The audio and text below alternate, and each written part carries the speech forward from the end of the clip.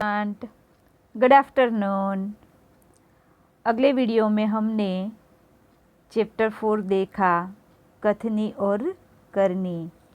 एक निबंध प्रकार था। इनके अंदर हमें लोगों के व्यवहारों के बारे में पता चला कि लोग जो बोलते हैं वो करते नहीं है, जो करते हैं वो बोलते नहीं है। यानी कि सबकी कथनी और करनी विभिन्न होती है,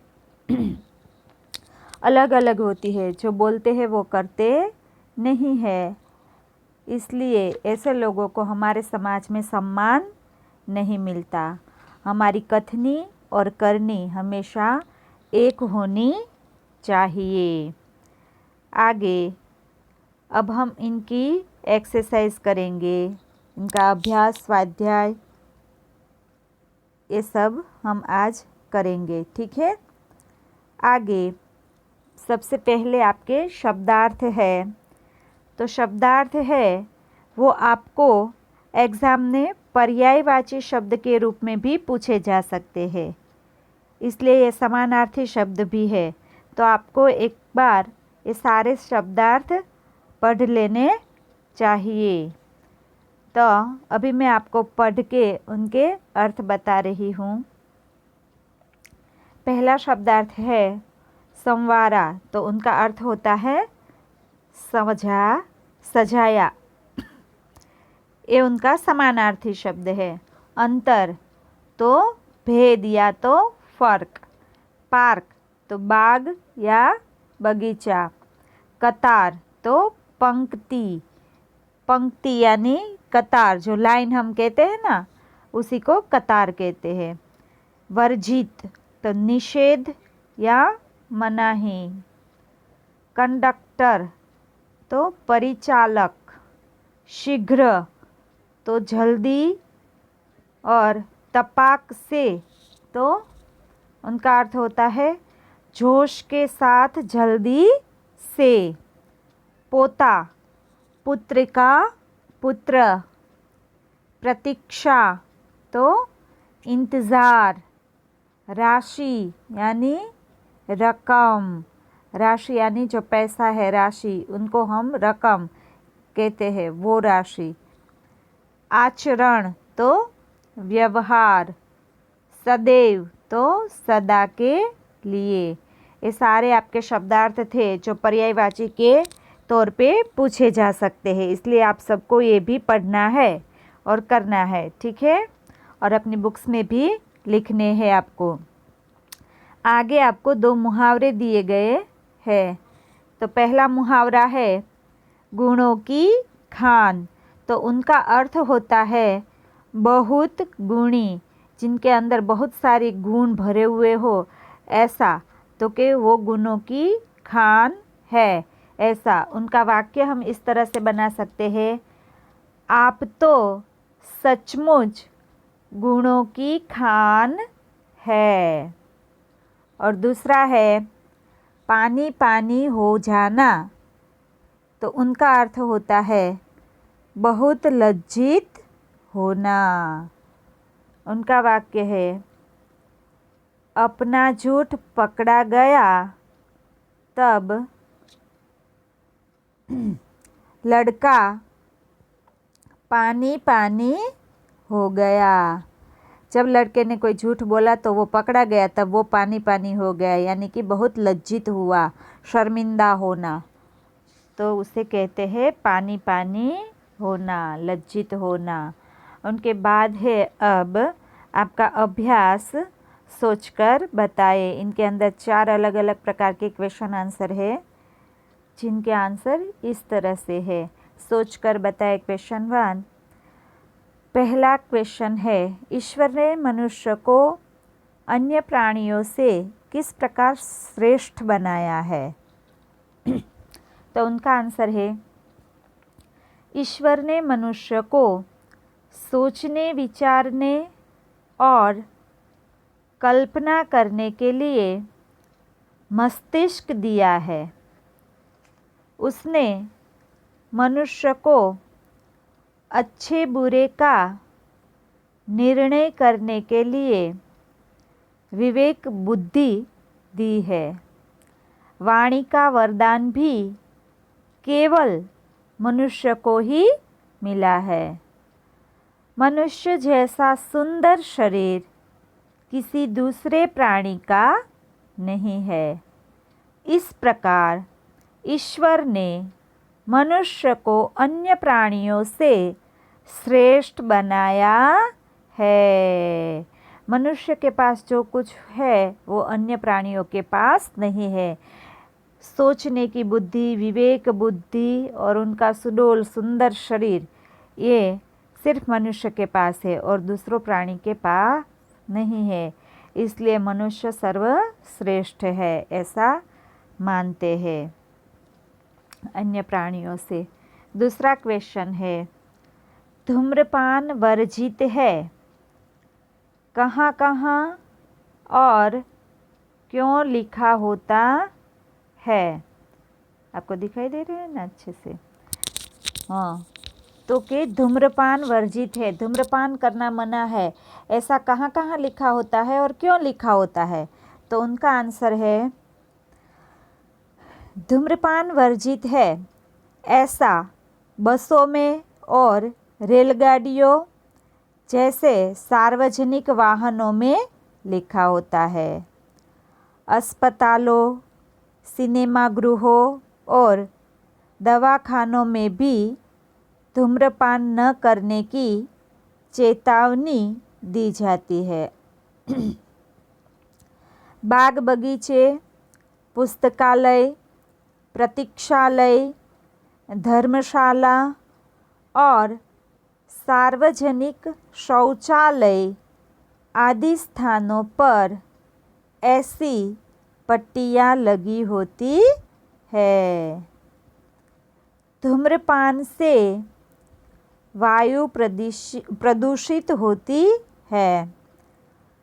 प्रदूषित वायु में सांस लेने से छाती और फेफड़े की कई बीमारियां होती है।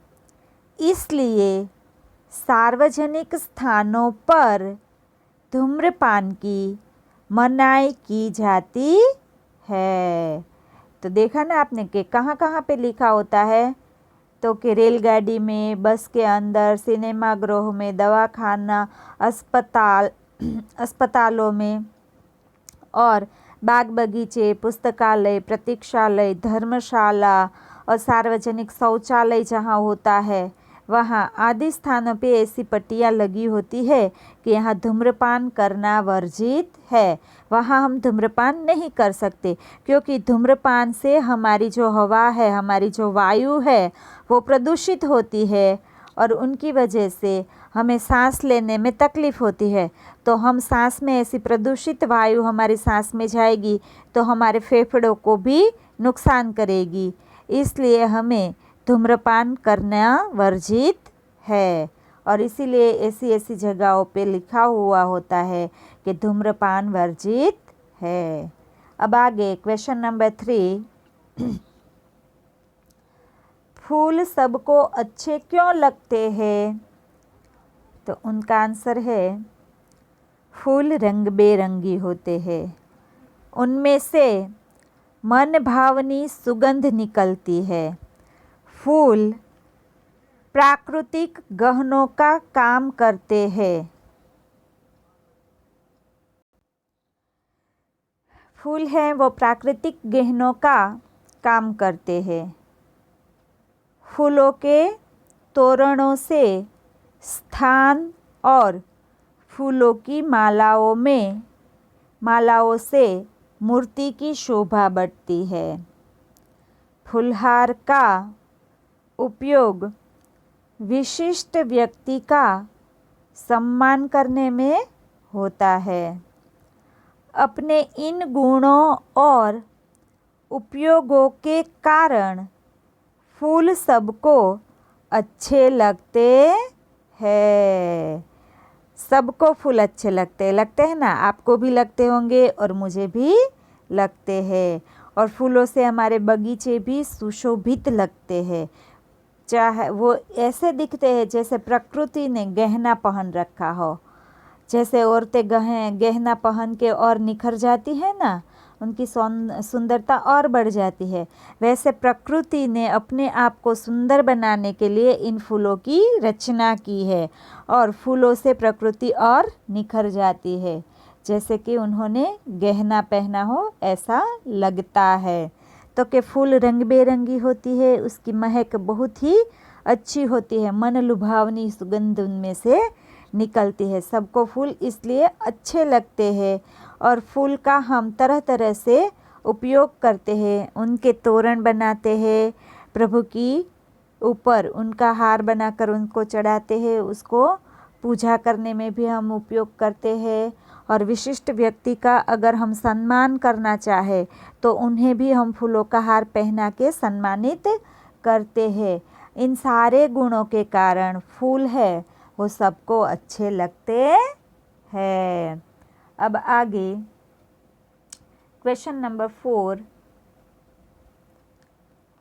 लोग कहाँ कहाँ कतार में खड़े रहते हैं। तो कि जो लोग हैं हमारे यहाँ वो कतारों में कहाँ कहाँ खड़े रहते हैं। तो उनका आंसर है लोग ट्रेन, सर्कस, प्रदर्शनी और सिनेमा के टिकट के लिए कतार में खड़े रहते हैं। राशन की दुकानों से राशन लेने के लिए भी लोगों को कतार में खड़ा रहना पड़ता है। लाइट या टेलीफोन के बिल भरने के लिए भी लोग कतार में खड़े रहते हैं।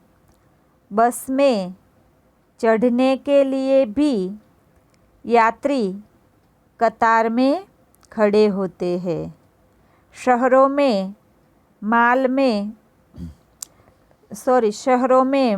में की गई खरीदी का बिल चुकाने के लिए कतार लगती है। बैंक में लोग कतार में खड़े होकर पैसे जमा करते या निकालते हैं। इस प्रकार लोग आवश्यकता के अनुसार अलग अलग स्थानों पर कतार में खड़े रहते हैं। तो कि लोग हैं वो कतार में खड़े रहते हैं, तो कि बहुत सारी जगहों पर लोग कतार में खड़े रहते हैं। उनकी वजह से हमारी व्यवस्था है वो अच्छी बनी रहती है और सबका बारी बारी में जब बारी आती है तब अपना काम हो जाता है, किसी को परेशान नहीं होना पड़ता। इसलिए बहुत सारी जगहों पे ऐसी कतार होती है, जैसे कि ट्रेन के अंदर टिकट लेने पर, सर्कस, प्रदर्शनी, सिनेमा वगैरह जगहों पे हम जब टिकट खरीदने जाते हैं, उनको देखने के लिए हमें टिकट खरीदना होता है, तो वहाँ भी हमें इस तरह लाइन में या कतार में खड़ा रहना पड़ता है। फिर हम जब बिजली का बिल भरने जाए, टेलीफोन का बिल भरने जाए, तो वहाँ भी इसी तरह की कतारें होती है और हमें वहाँ कतार में रह के अपना काम निपटाना होता है। और इसी तरह जब बस के अंदर यात्रियों को चढ़ना होता है तो तब भी वहाँ लोग ऐसी कतार लगाते हैं और सब लोग कतारों में खड़े रहते हैं। राशन की दुकान पर जब राशन लेने लोग जाते हैं तब भी लोग कतार में खड़े होकर अपनी बारी का इंतज़ार करते हैं, फिर राशन लेके वो जाते हैं। ऐसी जब जहाँ भी इनकी आवश्यकता हो लोग उनके अनुसार सभी जगह पे कतार लगाते हैं। आजकल तो हम मॉल में जाते हैं खरीदी करने, तो वहाँ भी बिल पे करने के लिए हमें कतार में खड़ा होना पड़ता है। और फिर आजकल हमारे यहाँ कोई शादी वगैरह हो तो उसकी जब मेज़बानी होती है, खाना हम खाने जाते हैं, तब वहाँ भी कतारें होती है ना। तो उस तरह हम वहाँ भी कतार में रहकर अपना खाना लेते हैं, परोसते हैं, फिर खाते हैं, ऐसा होता है ना। तो कि ऐसी कई जगहों पर हम कतार में खड़े रहते हैं। ये थे आपकी सोचकर बताइए क्वेश्चन 1 के 4 क्वेश्चन थे। अब आगे है उनका क्वेश्चन जिनके अंदर हमें दिए गए हैं विराम चिन्ह और उनके नाम की जोड़ बनाइए। तो यहाँ आपको कुछ विराम चिन्ह दिए गए हैं और उनके सामने उनके उत्तर आपको जोड़कर लिखने हैं कि कौन सा विराम चिन्ह कौन सा है, उसको क्या बोला जाता है। तो पहला विराम चिन्ह जो है वो है यहाँ आपको प्रश्नार्थ चिन्ह, प्रश्नार्थ क्वेश्चन मार्क जिन्हें कहते हैं, प्रश्न सूचक चिन्ह दिया गया है। तो उनका आंसर है वो 4 नंबर पे, यहाँ जो मैंने बॉक्स में लिखाई है 4 नंबर में है, उसको हम प्रश्न सूचक चिन्ह कहते हैं। उनके बाद जो है यहाँ खड़ा लिटा लाइन है ना, ऊभी खड़ी, उनको क्या कहते हैं, तो वो हिंदी का पूर्ण विराम है। क्या है? पूर्ण विराम। तो उन्हें उनके सामने 5 नंबर का आंसर आएगा जो यहाँ पे लिखा है पूर्ण विराम, तो ये है वो पूर्ण विराम है। उनके बाद 3 नंबर में जो है वो पूर्ण विराम जैसा है, लाइन बनाकर उनके नीचे एक डॉट है, एक चिन्ह है, दिखाई देता है ना आपको? अच्छा, तो ये है उद्गार चिन्ह। क्या है? इन्हें हम कहेंगे उद्गार चिन्ह। उनके सामने क्वेश्चन नंबर जो आंसर नंबर है वो 1 आएगा। उद्गार चिन्ह और विस्मय चिन्ह दोनों ही उसे कहा जाता है। उनके बाद 4 नंबर पर है, 4 नंबर पर जो है उनको हम क्या कहेंगे, तो कि वो है अल्प विराम। जो हमें कहीं वाक्य अगर बड़ा वाक्य है और उसको वहाँ थोड़ा अटकना है, एक साथ पूरे का पूरा नहीं लिखना है या नहीं पढ़ना है, तो बीच में हम इस तरह का अल्प विराम लगाते हैं, तो उसे हम अल्प विराम कहेंगे। उनके सामने 6 नंबर का आंसर आएगा अल्प विराम। उनके बाद है 5 नंबर, वो है जो उनके सामने 2 नंबर का चिन्ह आएगा, उन्हें कहते हैं अवतरण चिन्ह, इन्विटेड कोमा, आप ऐसा भी बोल सकते हैं। तो वो है अवतरण चिन्ह। उनके बाद जो है वो है योजक चिन्ह, 2 शब्दों को जोड़ने का काम करता है, उन्हें योजक चिन्ह कहते हैं। जैसे कि माता पिता, तो उन दोनों के बीच में हम ऐसा योजक चिन्ह लगाते हैं, उसको योजक चिन्ह कहते हैं। उनके सामने तीसरा आंसर आएगा। ये सारे मैंने आपको यहाँ आंसर बॉक्स में लिख दिए हैं, ठीक है। अब आगे है इनके बाद नेक्स्ट पेज 24 पर, वाक्यों को पढ़कर उचित विराम चिन्ह का प्रयोग कीजिए। तो आपको इन वाक्यों को पढ़कर उनके अंदर जो जहाँ विराम चिन्ह आता है वो विराम चिन्ह आपको वहाँ लगाना है। तो पहला वाक्य है फूल तोड़ना मना है, तो उसके अंदर कोई भी चिन्ह नहीं दिया गया है, नहीं है ना, तो उनके अंदर लास्ट में फूल तोड़ना मना है, तो लास्ट में आएगा पूर्ण विराम। उनके बाद है वाह कितना सुंदर दृश्य है, तो ये वाह, ये हमें एक विस्मय और उद्गार मिलता है, यहाँ से मिलता है ना, तो वाह। उनके बाद हम करेंगे उद्गार चिन्ह और फिर पूरा सेंटेंस लिख के लास्ट में भी उद्गार चिन्ह ही लगाएंगे। वाह कितना सुंदर दृश्य है, इनका हमें एक आश्चर्य होता है ना अचानक से ऐसे सुंदर दृश्य को देखकर, तो वहाँ दोनों जगह उद्गार चिन्ह आएगा।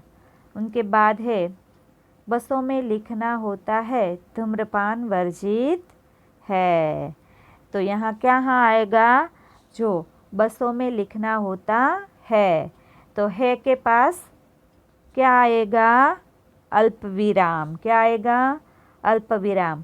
फिर धूम्रपान वर्जित है, ये हम अवतरण चिन्ह के अंदर दर्शाएंगे, उनको हम अवतरण चिन्ह में लिखेंगे।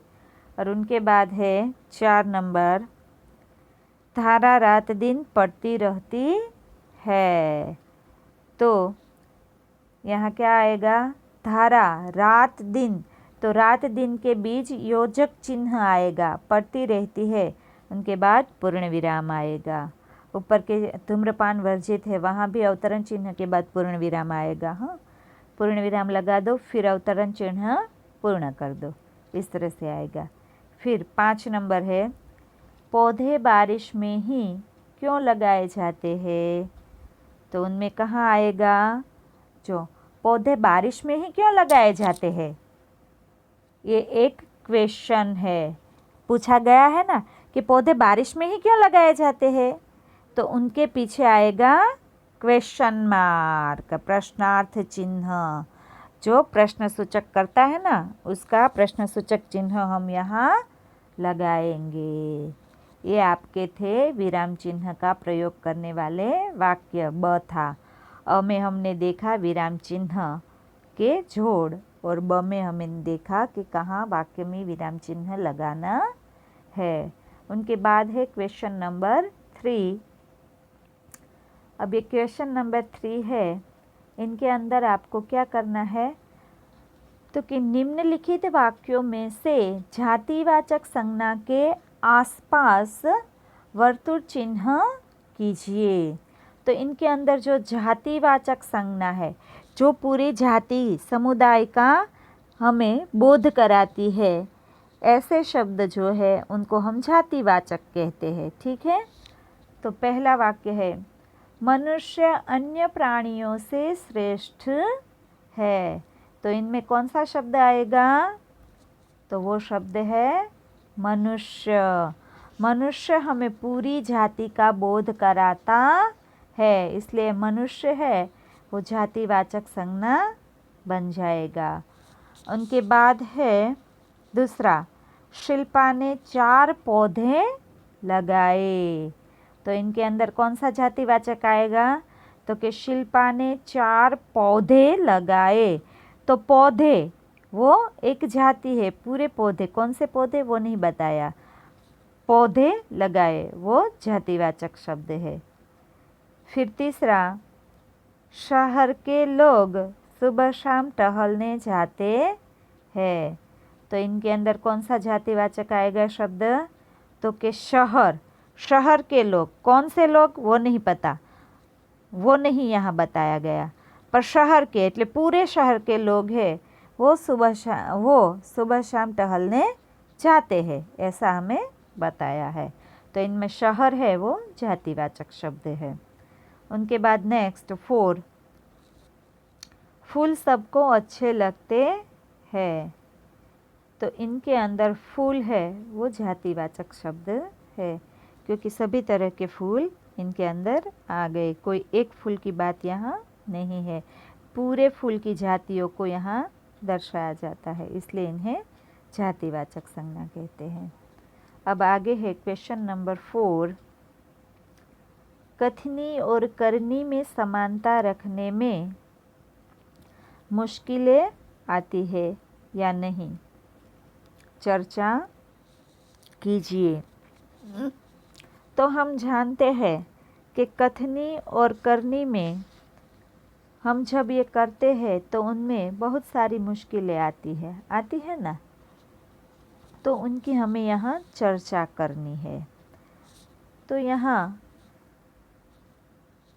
आप जानते हैं कि जो इंसान बोलता है ऐसा वो कर नहीं सकता, तब उनके लिए तकलीफ़ हो जाती है, मुश्किलें पैदा हो जाती है। तो यहाँ मैं आपको एक वार्तालाप सुनाती हूँ, सुनिए। राकेश ने कहा, कथनी और करनी में समानता रखना बड़ा कठिन है, इससे काफ़ी मुश्किलें आती है। तो चंपक ने कहा, धन्य है वे लोग जिनकी कथनी और करनी एक जैसी होती है, मुझसे तो यह कभी नहीं हो सकता। और गीता ने कहा, अरे किसी से नहीं हो सकता, मेरी माँ मुझसे सदा सच बोलने के लिए कहती है और वे खुद पड़ोसन आंटी से झूठ बोलती है।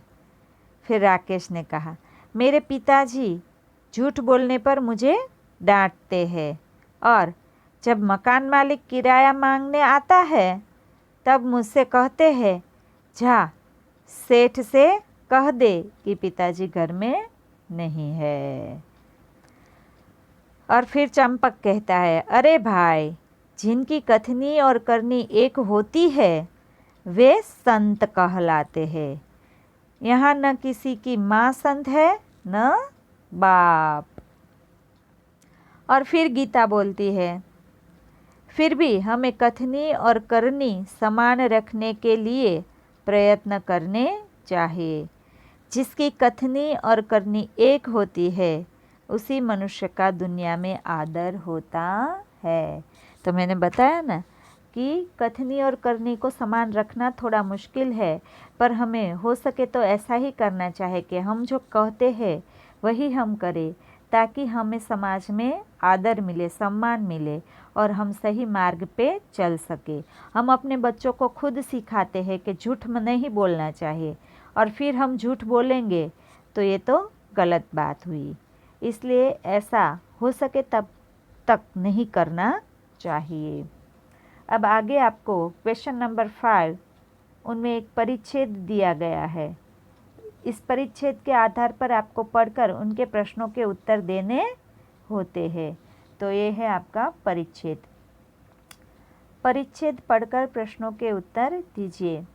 अब शुद्ध हृदय से इस बात पर विचार करें कि माता, मातृभूमि और मातृभाषा का आप पर भी ऋण है। एक जननी, मैंने थोड़ा छोटा कर देती हूँ। एक जननी आपको जन्म देती है। एक की गोद में खेल कूदकर और खा पीकर आप पुष्ट होते हैं, और एक आपको अपने भावों को प्रकट करने की शक्ति देकर आपके सांसारिक जीवन को सुखमय बनाती है। जिसका आप पर इतना उपकार है उसके लिए कुछ करना क्या आपका परम कर्तव्य नहीं है? प्यारे भाइयों, उठो, आलस्य छोड़ो, काम करो और अपनी मातृभाषा की सेवा में तत्पर हो जाओ। इस व्रत का पालन करना तलवार की धार पर चलने के समान है। अत्यंत खेद का विषय है कि आज अधिकांश भारतवासी अपनी मातृभाषा की उपेक्षा करते हैं। वे अंग्रेजी बोलकर अपने अहंकार तथा दूषित मनोवृत्ति का परिचय देते हैं। जो अपनी मातृभाषा का तिरस्कार करता है उसे कभी देशभक्त नहीं कहा जा सकता। और आगे इनके आधार पर आपको यहाँ कुछ प्रश्न दिए गए हैं, उन प्रश्नों के आपको उत्तर देने हैं। तो अभी प्रश्न पहला, हम पर किस किस का ऋण है? तो कि हम पर माता, मातृभूमि और मातृभाषा का ऋण है। दूसरा क्वेश्चन है, माता का ऋण हमें क्यों अदा करना चाहिए? तो उनका आंसर है, हमें माता का ऋण अदा करना चाहिए क्योंकि उसी ने हमें जन्म दिया है। आगे क्वेश्चन 3, किस व्रत का पालन करना अत्यंत कठिन है? तो उनका आंसर है, मातृभाषा पर गर्व करना और उसकी सेवा में तत्पर रहना हमारा कर्तव्य है, परंतु इस व्रत का पालन करना अत्यंत कठिन है। अब आगे क्वेश्चन नंबर 4, किसे देशभक्त नहीं कहा जा सकता? तो कि हम किसे देशभक्त नहीं कह सकते? तो कि जो मातृभाषा का तिरस्कार करे, अंग्रेजी बोलने में गर्व अनुभव करता है, उसे देशभक्त नहीं कहा जा सकता। जो हमारी मातृभाषा को सम्मान नहीं देता, ऐसे लोगों को हमें देशभक्त नहीं कहना चाहिए। जो अंग्रेजी भाषा को ज़्यादा महत्व देते हैं। और आगे है 5वां, गद्यांश को उपयुक्त शीर्षक दीजिए। इनको आप योग्य शीर्षक यानी कि उनको योग्य नाम दीजिए। तो आप कैसे कैसे नाम दे सकते हैं? तो जैसे कि सच्चा देशभक्त, अथवा माता, अथवा मातृभूमि और मातृभाषा। ऐसे अलग अलग आपको 4 शीर्षक मिले हैं। इनमें से कोई भी आप इस परिच्छेद को योग्य शीर्षक दे सकते हैं। ठीक है बच्चों, आपको आशा करती हूँ सब समझ में आ गया होगा। आज का हमारा वीडियो यहीं तक रहेगा। अब मैं आपको बता देती हूँ कि आपको होमवर्क भी मैं आज दे रही हूँ। होमवर्क के अंदर आपको एक क्वेश्चन नंबर जो है ना, क्वेश्चन नंबर सोचकर बताइए। इस क्वेश्चन नंबर 1 और क्वेश्चन नंबर 1 का अब, और क्वेश्चन नंबर 3 और क्वेश्चन नंबर 5, जिनके आपको सिर्फ 5 क्वेश्चन के क्वेश्चन आंसर ही लिखना है। परिच्छेद पूरा लिखना नहीं है, सिर्फ क्वेश्चन आंसर लिखिए। परिच्छेद आपको आपकी टेक्स्ट बुक में है ही। ठीक है, यहाँ तक का आपका होमवर्क रहेगा।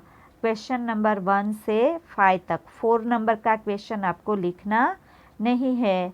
मैं आपको होमवर्क भी उनके अंदर सेंड कर दूंगी आपकी ऐप में, और ऐप के अंदर आपको अपने सारे होमवर्क को सबमिट करवाना है लिख के, चारों के चारों क्वेश्चन। ठीक है, 4 नंबर का क्वेश्चन नहीं लिखना है, 1, 2, 3 और 5 नंबर का। 5 नंबर के अंदर सिर्फ आपको क्वेश्चन आंसर ही लिखने हैं। ठीक है, आप समझ में आ गया होगा। ओके, थैंक यू बच्चों। आज का वीडियो यहीं तक रहेगा।